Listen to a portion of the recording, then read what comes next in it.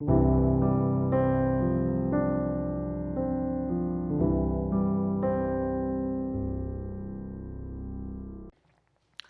오늘도 하나님을 사랑하는 마음으로 수요예배에 함께 동참하시는 여러분들을 주님의 이름으로 진심으로 환영하고 사랑합니다.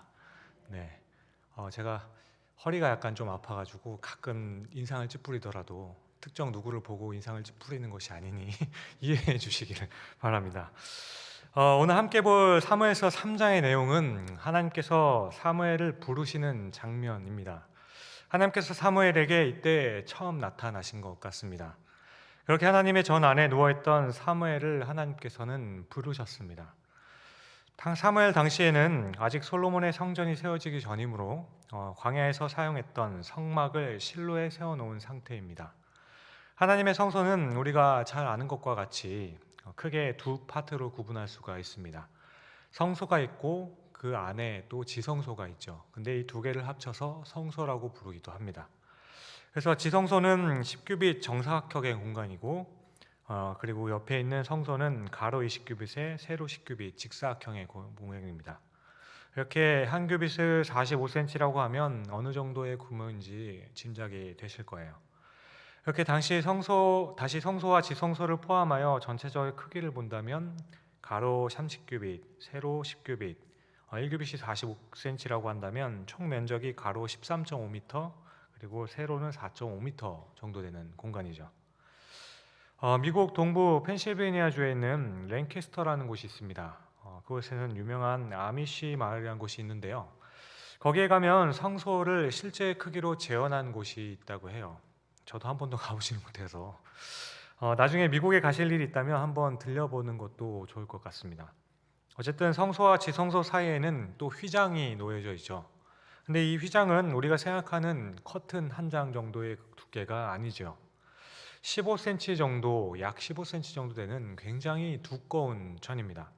그러니 예수님께서 십자가에 달려 죽으셨을 때 그 위에서부터 휘장이 찢어졌다는 것은 굉장히 엄청난 일이었던 거죠. 어쨌든 성소에는 등불이 있어서 제사장들은 이 불이 매일 꺼지지 않도록 관리를 했습니다. 그런데 우리가 종종 오해하는 것이 있다면 성소의 등불을 24시간 꺼지지 않도록 해 놓았다라고 생각을 해요. 하지만 레위기의 말씀을 보면 저녁부터 다음날 아침까지 등불을 켜 놓았다라고 하고 있습니다. 그러니까 아침에 꺼두었다가 저녁이 되면 다시 켜는 것이죠. 저녁이 되면 심지를 잘 만져서 불을 붙이고 그렇게 이 불이 꺼지지 않도록 성전에서 자면서 그 성소에서 자면서 불을 지켰던 겁니다. 그리고 새벽에 나올 때 그 불을 끄고 나오는 것이죠. 그래서 오늘 본문의 앞에 보면 3장 3절의 말씀을 보면 하나님의 등불은 아직 꺼지지 아니하였으며 사무엘은 하나님의 궤에 있는 여호와의 전 안에 누웠더니라고 되어 있습니다. 등불을 관리하기 위해서 밤에 성소에서 잠을 잤다라는 것이죠. 이것은 또한 사무엘이 지성소에 들어가서 누워 있었다라는 것은 아니에요.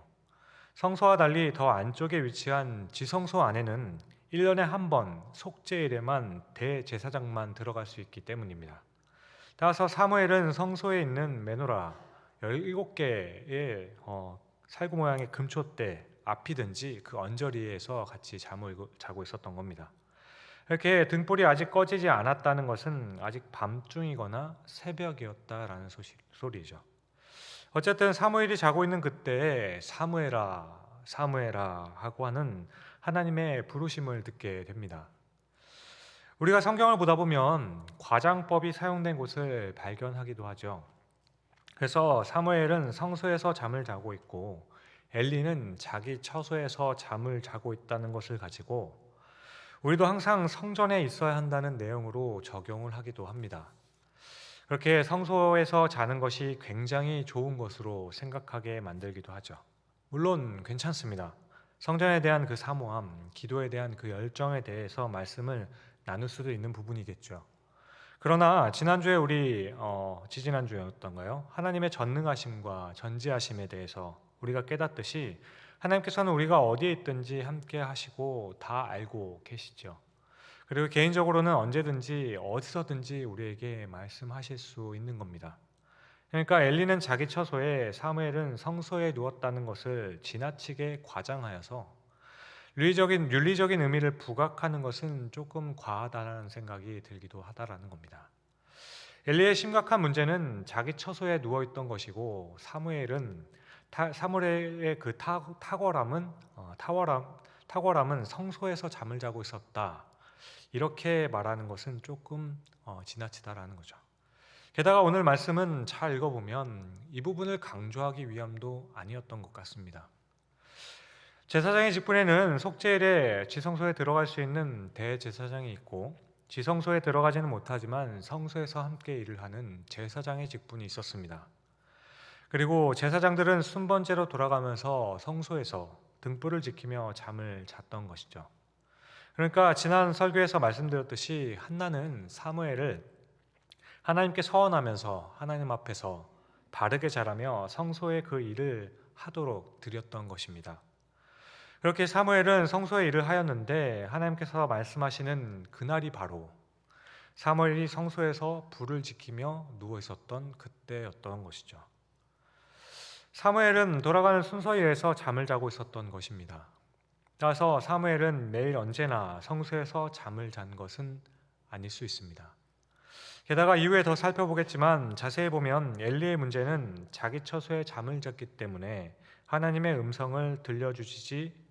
음성을 들려주시지 않았다는 것도 아닙니다. 엘리의 문제는 성소에서 잠을 자지 않고 자기 처소에서 잠을 잔 것이 문제가 아닙니다. 이렇게 윤리적인 측면만 강조하면은 조금 지나친 부분이 있다라는 거예요. 따라서 사무엘이 왜 위대한가를 말할 때 당시의 대제사장이었던 엘리는 자기 처소에서 잤는데 말단인 사무엘은 성소에서 잤다는 것을 비교하면서 사무엘은 성소를 지켰기 때문에 위대하고 엘리는 그렇지 않았기 때문에 하는 것은 지나친 부분이 있다라는 것입니다. 이어서 우리가 또 한 가지 오해하는 것이 있다라면 지성소에서의 대제사장의 직무와 관련된 겁니다. 우리는 예전에 많은 설교를 통해 지성소에 들어갈 때 제사장은 옷이나 발목에 줄을 묶었다가 그가 지성소에서 하나님께 범죄함으로 죽어서 방울 소리가 들리지 않으면 끌어내야 했다라고 들었습니다. 지성소는 대제사장 외에 아무도 들어갈 수 없는 곳이기 때문이었죠. 대제사장이 지성소에 근데 들어가는 날은 1년에 하루 속죄일 뿐입니다. 그리고 이때 대제사장에게는 방울 소리가 들리지가 않아요. 사실은 출애굽기와 레위기의 기록을 보면 대제사장에는 평소에는 일반 제사장들과는 다르게 옷을 입었습니다. 평소에는 언제나 베옷, 세마포 속바지를 입고 속바지 위에 하얀 속옷을 입은 후에 그 속옷 위에 청색 겉옷을 입고 청색 겉옷 위에 에봇이라는 제사장의 에봇을 입은 후에 흉패를 가슴에 씌웠습니다. 붙이도록 했어요. 반면에 일반 제사장들은 속바지와 속옷 그리고 가는 배실과 청색 자색 홍색 실로 수놓아 만든 띠를 가슴에 한 바퀴 돌려서 묶고 발목까지 길게 늘어뜨려 있는 모습이었습니다. 그러니까 대제사장은 일반 제사장들의 옷 그 위에 겉옷을 입고 그 위에 에봇을 덮은 다음에 흉패를 하고 있었던 거죠. 그리고 우리가 잘 아는 이 석류 한 방울과 금 한 방울, 그 방울들은 겉옷에 달려 있었습니다. 평소에는 그렇게 대제사장은 일반 제사장들과 다르게 옷을 입고 직무를 수행했던 거죠. 그러다가 지성소에 들어가는 날인 대속죄일에 대제사장은 그 겉옷을 벗습니다. 위에 입었던 겉옷 위에 포함했던 모든 것들은 벗고 세마포만 입고 들어가게 되어 있던 거죠. 평소에는 일반 제사장과 구별할 옷을 입었지만 지성소에 들어가는 속죄일에는 일반 제사장들과 같은 옷을 입고 들어갔던 겁니다. 지성소는 들어갈 때는 방울이 달린 겉옷을 입지 않고 들어가게 되어 있었다라는 것입니다. 다만 대속죄일의 회막 자체에 제사장, 대제사장 외에는 누구도 들어갈 수 없었기 때문에 밧줄은 맸었겠죠. 그러니까 대속죄일에는 대제사장은 흰색의 세마포 옷만 두르고 직무를 감당합니다. 이것은 하나님 앞에서의 순종과 순결을 상징하는 거예요. 겉에 두른 화려한 모든 것을 다 내려놓고 낯이 드러난 것과 같이 온전히 하나님 앞에 서게 된다라는 의미를 갖고 있다라는 거예요. 이렇게 줄을 매고 성소로에 들어간 후에 어느 정도 시간이 지나도 기척이 없으면 줄을 당겨 보았기도 했겠죠. 그러나 방울 소리가 들리나 안 들리나를 판단하여서 그 줄을 당기지는 않았을 거라는 겁니다. 그렇게 끌어내는 일은 없었다라는 거예요. 그렇지만 평소에는 지성소가 아닌 성소에 있을 때, 지성소 바로 앞에 있는 그 공간에서는 대사장은 방울 달린 겉옷을 항상 입고 있었기 때문에 소리가 계속 났습니다. 이때 이 방울 소리가 의미하는 것은 여러 학자들의 의견이 분분하지만 공통된 의미로는 방울 소리는 그것을 듣는 모두가 하나님의 그 거룩한 임재 앞에 있다는 것을 드러내기 위함이었던 겁니다. 그리고 일을 하다가 잠시 멈춰서 있었을 때도 있을 텐데 소리가 나지 않았다고 하여 모든 경우가 죽었다는 것은 아닐 수 있다는 거죠. 게다가 평소에는 성소에는 일반 제사장들도 같이 직무를 하는 공간이었습니다. 그러니 굳이 밧줄을 계속 묶고 끌어내야 한다는 것도 이해가 잘 안 되는 부분이기도 하죠. 그래서 때론 과장되어서 지성소, 성소라는 그 공간이 너무 거룩하게 만들어버리는 것이 아닌가 싶다라는 겁니다. 그리고 여기서 또 한번 생각해 보면 성전이 세워지기 전에 성막은 광야 생활을 하면서 하나님께서 움직이라고 하시면 재빨리 다 걷어서 이동해야 되는 천막입니다. 그러니 지성소라고 하여서 영구적으로 그곳에 세워놓고 아무도 못 들어가는 것은 아니었다라는 것이죠. 하나님께서 가자고 하시면 구름기둥과 불기둥이 이동하게 되면 언약궤만 들고 나머지 텐트들은 다 걷어갖고 이동을 하는 거예요. 그리고 다시 멈추라 하면 다시 텐트를 칩니다. 따라서 지성소의 것은 아무도 만지지 못하는 것도 아니었어요. 레위인의 자손들에게 나누어서 모든 것이 역할이 담당되어 있었죠. 다만 지성소의 거룩을 강조하는 것은 그 정도로 거룩해야 한다라는 과장된 부분이 섞여 있다는 것을 같이 이해했으면 좋겠다 싶습니다. 따라서 다시 본문으로 돌아와 사무엘이 성소에서 잠을 잤다는 것은 습관적인 행위가 아닐 수도 있다라는 것입니다. 물론 당시 제사장이 얼마 없었기 때문에 자주 그곳에서 잠을 잤을 수도 있겠죠. 그런데 하나님께서 사무엘을 부르셨을 때 엘리가 처소에 있고 성소에서 멀리 떨어져 있지는 얼마나 멀리 떨어져 있었지는 모르겠지만 그리 멀리 떨어져 있지는 않았던 것 같습니다. 그래서 사무엘은 자신을 부르는 소리를 듣고 엘리에게 쫓아가게 되죠. 그러니까 제가 여기 있는데 사무실에서 상렬아 이렇게 부른다고 해서 제가 1층 사무실까지 가서 부르셨냐라고 말할 수는 없다라는 거죠. 또 사무엘에게 하신 하나님의 음성이 과연 제가 말하는 이렇게 음성으로 들리지는 않았을 것 같기도 합니다. 왜냐하면 엘리와 사무엘의 거리가 만약 가깝고 사무엘은 자신을 부른다고 생각하여서 찾아갔던 것이죠. 그럼 하나님께서 만일 모두가 들을 수 있는 소리로 사무엘아, 사무엘아 이렇게 불렀다면 굳이 다음날 엘리가 사무엘을 불러서 물어보지는 않았을 것 같기 때문입니다. 어쨌든 엘리와 사무엘이 자는 곳은 어느 정도는 거리가 가까웠다라고 볼 수가 있습니다.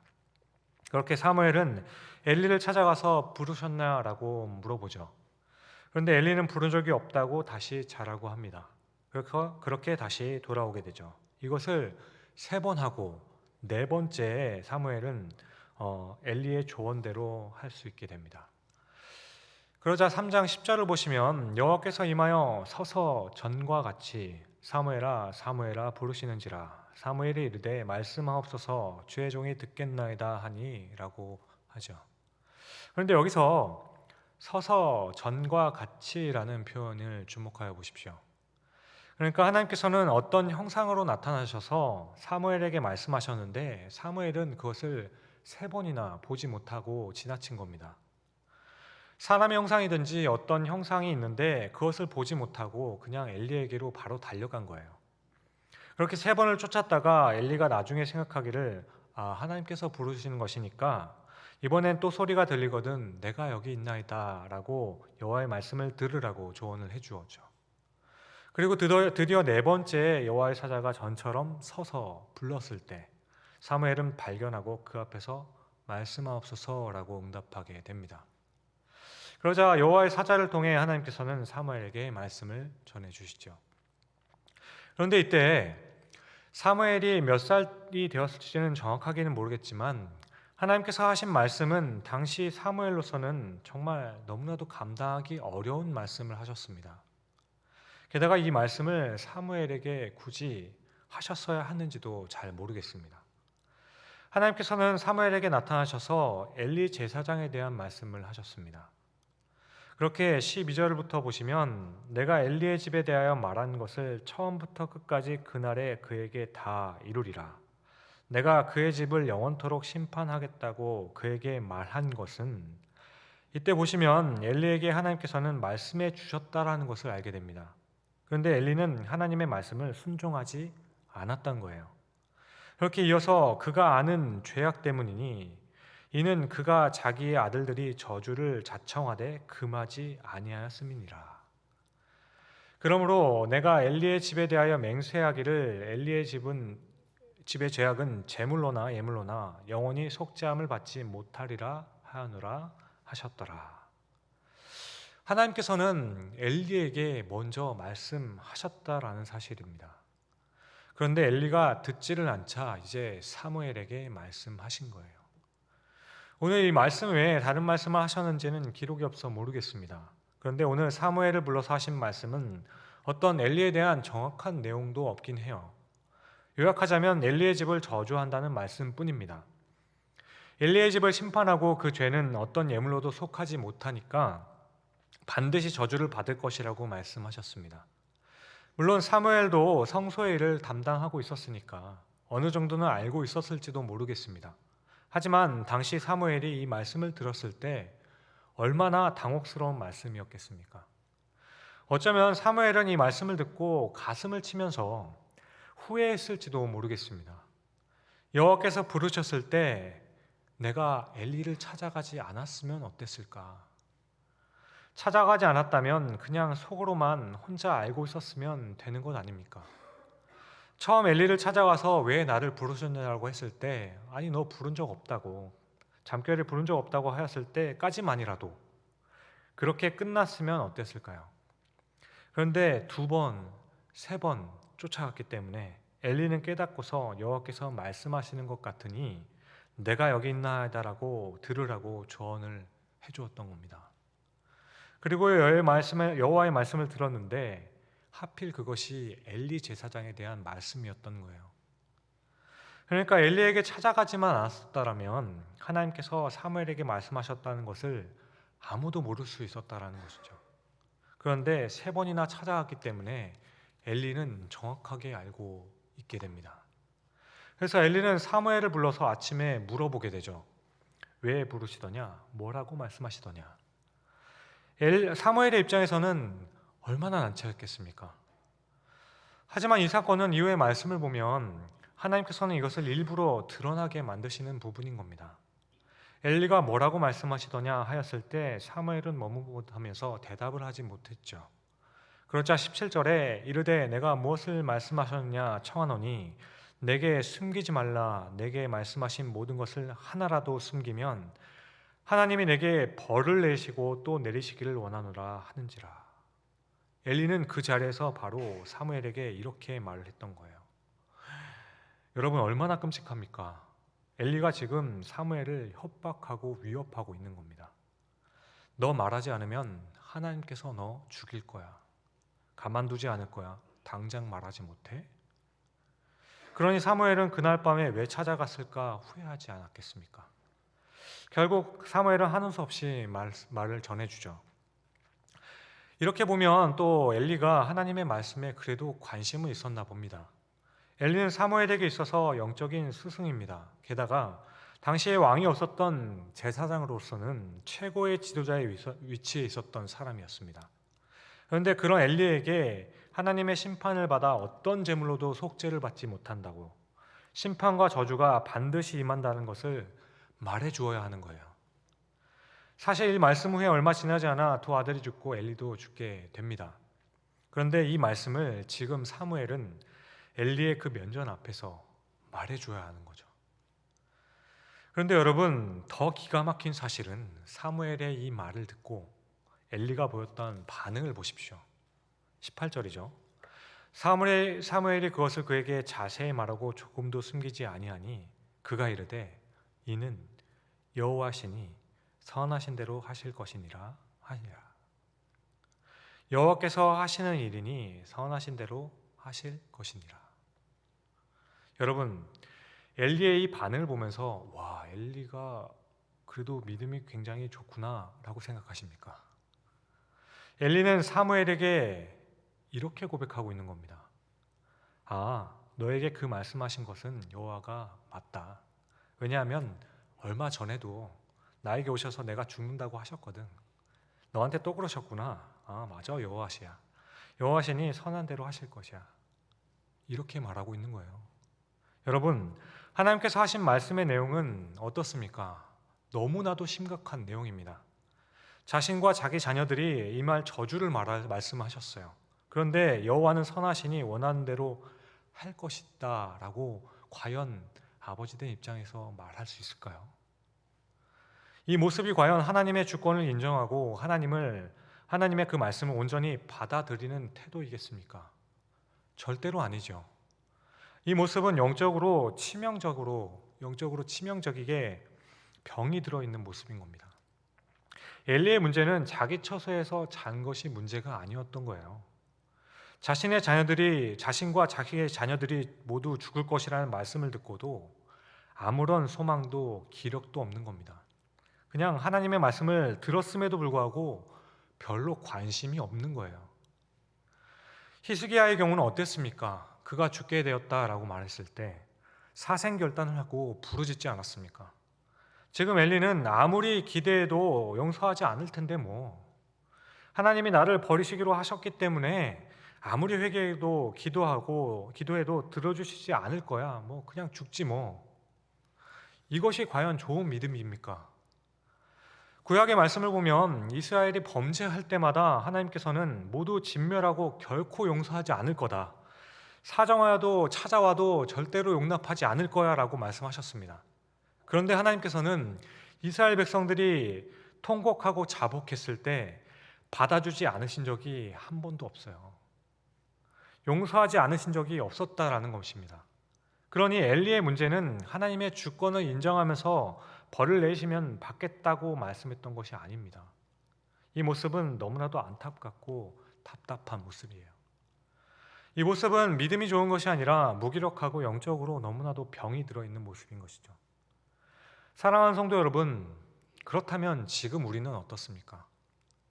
어느 때는 우리의 모습이 엘리의 모습과 같지는 않으십니까? 수많은 경고를 받아도 하나님께서 그렇게 하면 안 된다라고 그렇게 말씀하시는 것 같은 것을 느꼈음에도 불구하고 그럼에도 불구하고 계속 기회를 주시며 이번이 마지막이라고 말씀하시는 그때에도 우리는 내가 원하는 것을 즐기기 위해서 내가 가진 것을 조금도 놓치고 싶지 않기 때문에 하나님께서 벌하시면 그냥 받죠 또 어느 때는 아주 교만한 말로 하나님께서 지옥 가라고 하시면 가야죠 지옥 가는 한이 있더라도 주님 저는 그거 절대로 포기 못합니다. 이런 말을 너무나도 가볍게 내뱉을 때가 있다라는 것입니다. 이런 말들은 영적으로 너무나도 무감각한 말인 것입니다. 우리는 태만하게 설마라고 생각하거나 아예 체념한 상태에서 믿음 생활을 하는 경우가 많이 있다라는 것입니다. 엘리가 정말로 하나님을 믿었다라면 이렇게 말하지는 못했을 것입니다. 그러므로 엘리를 볼 때 정말 안타까운 것은 하나님은 선하시니 그대로 된다는 것의 의미가 하나님의 주권을 인정하는 부분이 아니었다라는 것입니다. 어쩔 수 없다라는 것으로 자신의 것을 놓치지 않겠다라는 것이 문제였다라는 것이죠. 사랑하는 자신의 자녀들을 위해서 어떻게 그렇게 할 수 있겠습니까? 얼마나 무기력하고 얼마나 나이가 들었고 얼마나 병이 들어서 또 얼마나 힘이 들었던지 간에 자신의 자녀들, 자기의 생이 걸려 있는데 사생결단을 하고 하나님 앞에 무릎 꿇고 나가야 할 모습이 왜 없었느냐는 것이죠. 우리는 어떠한지 돌아보게 됩니다. 우리도 혹시 병이 들어서 철저한 무기력함 가운데 하나님의 경고와 권면 그리고 위로가 있었음에도 불구하고 하나님은 선하시니 절대로 그러시지 않을 거야. 하나님의 주권대로 원하시는 대로 하실 거야 하며 우리의 그 무기력함을 합리화시키고 있지는 않은지 돌아볼 수 있기를 바랍니다. 늘 말씀드리지만 하나님께서 하실 일과 우리가 할 일은 있는 것입니다. 이어서 한 가지만 더 살펴보면 7절의 말씀을 보면 사무엘이 아직 여호와를 알지 못하고 여호와의 말씀도 아직 그에게 나타나지 아니하는 때라고 말씀하시죠. 그런데 2장 12절을 보시면, 앞절을 보시면 엘리의 아들들은 행실이 나빠 여호와를 알지 못하더라 이렇게 말씀합니다. 이렇게 보면 엘리의 아들들도 사무엘도 여호와를 알지 못한다라고 말씀하시죠. 그런데 엘리의 아들들의 경우는 행실이 나빠서 여호와를 알지 못한다 하고 있고, 사무엘의 경우는 여호와의 말씀이 아직 나타나지 않았기 때문이라고 말씀하고 있습니다. 그러니까 여호와를 안다는 의미는 두 부분에서 서로 다르게 의미하고 있다는 것을 우리는 알게 되죠. 먼저 엘리의 아들들의 경우는 여호와와 관계가 없었다는 것입니다.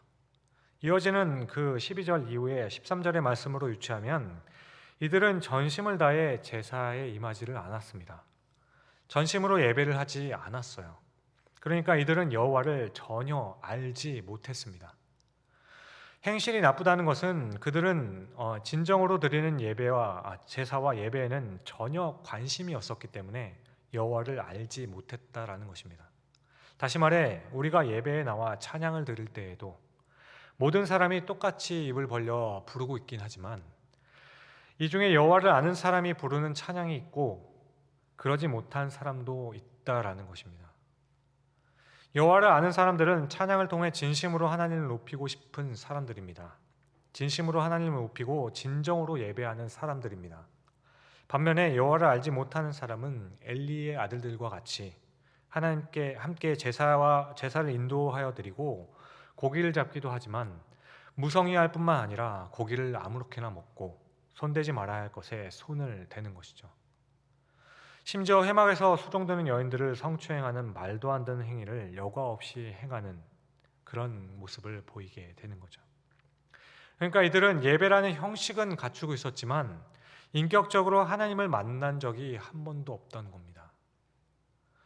인격적으로 하나님을 만나서 진정으로 사랑하거나 섬기지 않았던 사람들입니다.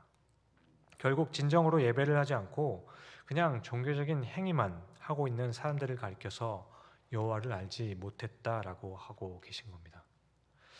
여기서 안다는 말씀의 의미는 관계가 전혀 없다라는 거예요. 저를 아시는 분들 중에서 제가 어느 대학교에 나오고 어디 고향인지, 자녀는 몇 명인지, 제가 어디에 살고 있는지 등등 저에 대한 정보를 아시는 분들이 많이 있죠. 그런데 제 딸 소율이는 아빠가 어디 학교를 나왔는지, 고향은 어디인지 모릅니다. 하지만 제 정보를 알고 있는 그분들보다는 제 딸 소율이가 아빠를 더 잘 알 겁니다. 소율이는 저에 대한 정보는 더 잘 모르지만 저에 대해서 더 잘 압니다. 그러니까 엘리의 아들들의 경우는 하나님에 대해서는 알지만 아무런 관계가 없는 거예요. 이들은 여호와를 사랑하는 자들도 아니고 은혜를 아는 자들도 아니었으며 진정으로 알아서 예배하는 자들도 아니었다라는 뜻입니다. 그러나 3장 7절의 사무엘의 경우에 있어서는 아직 여호와를 알지 못했다라는 것은 인격적인 관계가 없었다는 것이 아니라 아직 구체적인 계시를 주지 않았기 때문에 하나님과 교통하는 법을 알지 못했다라는 겁니다. 하나님께서 하시는 말씀을 분별하는 분별력이 없었다라는 거예요. 기술적이고 지식적인 면에서 모르는 것이 있었다라는 것입니다. 여호와를 알고 있었지만 방법을 몰랐다라는 거죠. 하지만 사무엘은 하나님과의 인격적인 교제를 하고 있었습니다. 왜냐하면 하나님의 음성을 직접 들었기 때문이죠. 이것은 엄청난 차이가 있는 겁니다. 우리가 성경을 통해 하나님에 대해서 얼마나 많이 알고 있는가는 어렵지 않습니다. 우리가 하고 있는 이 신앙생활은 하나님을 인격적으로 만나지 않아도 그리 어려운 것이 아닙니다. 조금만 성실하면 다 할 수 있는 것들이에요. 제가 만일 영어를 아무리 유창하게 해도 저는 한국인입니다. 영어를 아무리 잘해도 미국인이 되는 것이 아닌 거죠.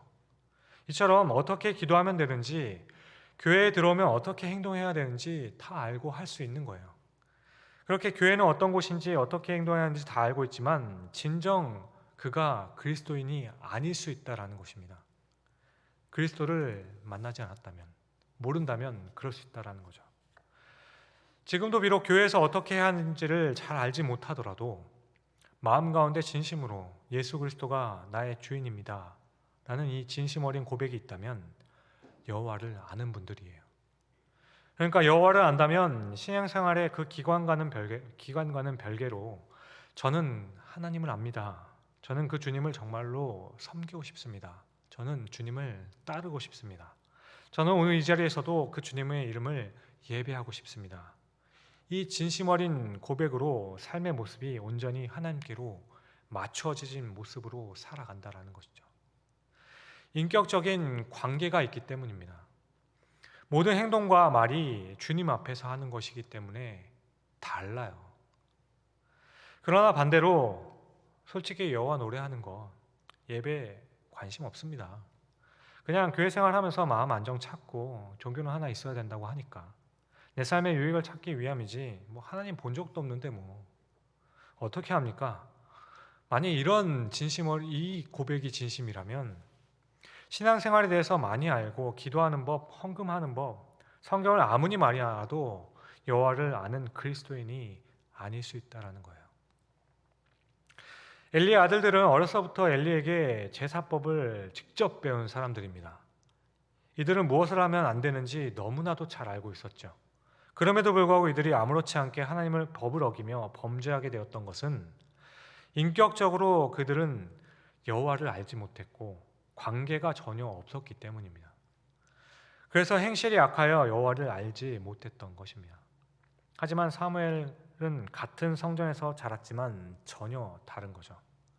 비록 엘리의 자녀들이 있었으니 예배를 직접 인도해 본 적은 없을 수도 있습니다. 여호와의 말씀을 한 번도 들어본 적이 없었기 때문에 3번에 걸쳐서 음성이 하나님께서 하시는 말씀이 무엇인지를 몰랐습니다. 그렇게 아직 알지 못했다라고 하지만 틀림없이 알고 있던 인격적인 관계가 있던 사람이었다라는 거죠. 그러므로 오늘도 우리에게 정말 중요한 것이 있습니다. 바로 이 인격적인 주님에 대한 갈망이 우리 안에 과연 있는가입니다. 나는 정말로 주님을 안다고 고백할 수 있는가? 이것을 되새겨볼 수 있길 바랍니다.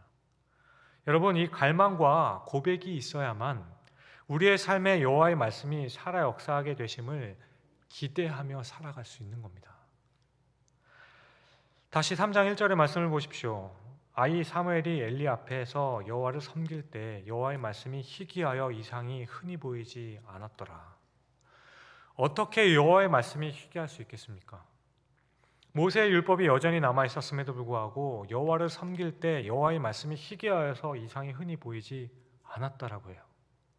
그런데 오늘 본문과 4장 1절까지 전반부를 보시면 이렇게 말씀합니다. 사무엘이 자라매 여호와께서 그와 함께 계셔서 그의 말이 하나도 땅에 떨어지지 않게 하시니 단에서부터 브엘사바까지 온 이스라엘이 사무엘은 여호와의 선지자로 세우심을 입은 줄을 알았더라. 여호와께서 실로에서 다시 나타나시되 여호와께서 실로에서 여호와의 말씀으로 사무엘에게 자기를 나타내시니라. 사무엘의 말이 온 이스라엘에 전파되었다라고 하죠. 그러니까 온 이스라엘은 사무엘이 하나님의 선지자인 것을 인식하게 되었고 사무엘의 말이 바로 여호와의 말씀으로 받아들여지게 되었다라는 것입니다. 엘리의 때와 사무엘의 때가 완전히 다른 모습이 되는 거죠. 하나님의 말씀은 영원하여서 언제고 없었던 적은 없습니다. 그렇게 분명히 하나님의 말씀이 있는데 희귀하게 들리는 경우가 있어요. 말씀이 없는 것 같이 들릴 때가 있는 경우가 있습니다. 이 부분에 대해서 아모스 선지자는 이렇게 말씀한 적이 있습니다. 아모스 8장 11절의 말씀인데요.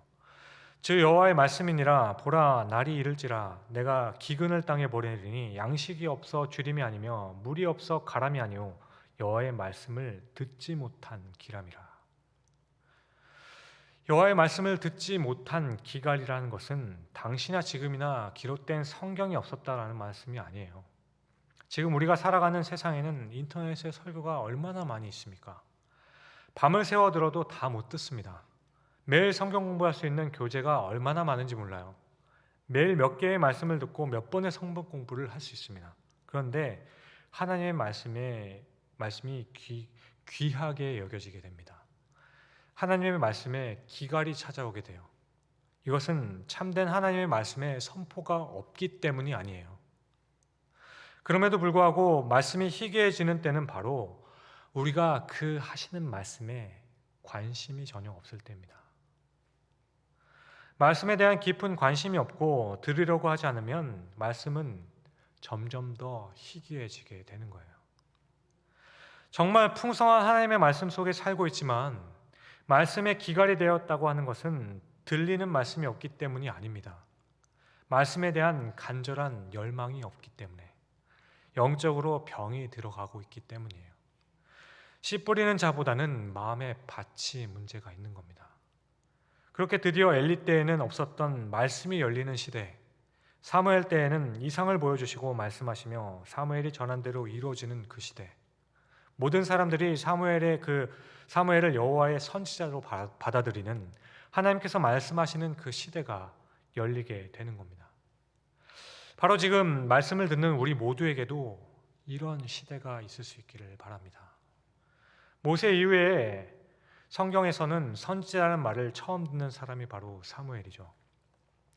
사랑하는 성도 여러분, 하나님의 말씀은 지금 우리들의 삶 가운데서도 엘리 때에도 그 전에도 계속 들려왔습니다.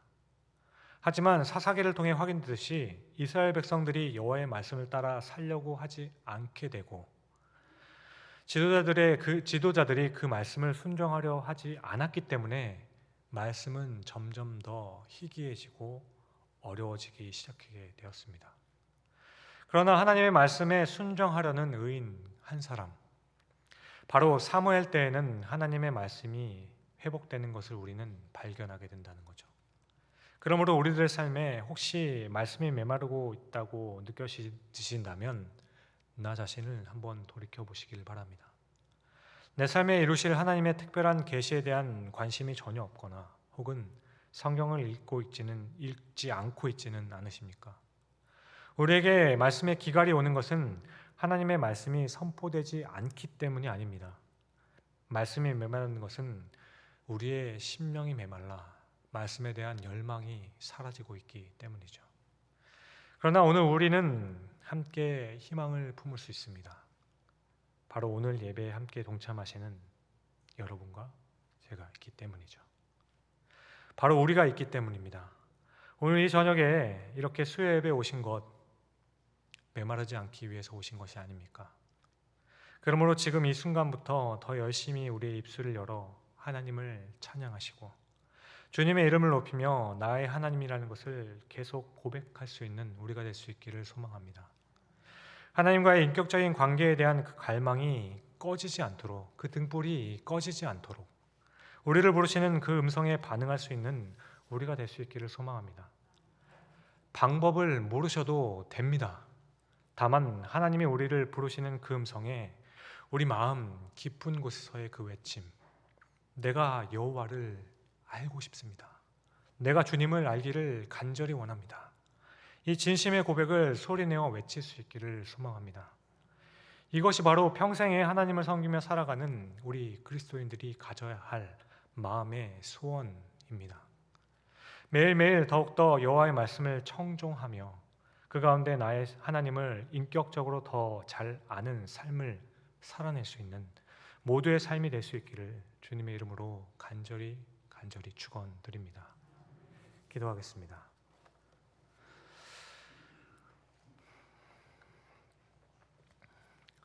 사랑하는 주님, 언제나 내가 알지 못하는 그때에도 나의 옆에 계신 주님을 믿습니다. 그리고 내가 깨닫지 못한 그때에도 나의 삶을 이끌어 가시는 주님을 믿습니다. 그러나 이제 다시 우리를 부르시는 주의 말씀을 듣고 순종하기를 간절히 원합니다. 듣는 마음과 지혜를 허락하셔서 주님의 말씀을 분별할 수 있게 하여 주시옵소서. 이제는 더 이상 하나님께 모든 것을 맡겨놓고 아무것도 하지 않는 것이 좋은 믿음인 것처럼 우리의 무기력함을 합리화하게 하지 않게 하여 주시옵고, 하나님의 말씀을 쫓아 살게 하시고 지금 깨닫게 된 것, 말씀하여 주신 것이 있다면 또한 잘 분별하여 내가 할 수 있는 것을 찾아 할 수 있게 하여 주시옵소서. 마치 유치원에서 돌아온 아이가 부모에게 어떤 일이 있었는지 말할 때 부모는 아이에게 진심 어린 반응과 조언을 아끼지 않을 때 부모에 대한 아이의 신뢰가 더욱더 두터워지는 것과 같이 주님과의 깊은 교제를 열망하고 인격적인 관계를 쌓아가기를 소망하면서 하나님께서 원하시는 한 사람으로 성장할 수 있게 하여 주시옵소서. 그렇게 이제는 이 세상 끝날까지 주를 섬기며 주를 믿고 의지하여 실천하는 우리를 통해 하나님께서 영광 받아 주시옵고, 또 그런 우리를 통해 사무엘을 통해 온 이스라엘이 하나님을 알게 된 것과 같이 세상이 하나님을 알게 되는 역사에 그 가운데 우리가 있게 하여 주시옵소서. 감사합니다. 이 모든 말씀을 세상 가운데 우리를 구별하여 불러주사 하나님께 붙들린 복된 삶을 살며 그렇게 세상 가운데 빛과 소금의 역할을 감당하게 허락하여 주신 우리 구주 예수 그리스도의 이름으로 기도드립니다. 아멘.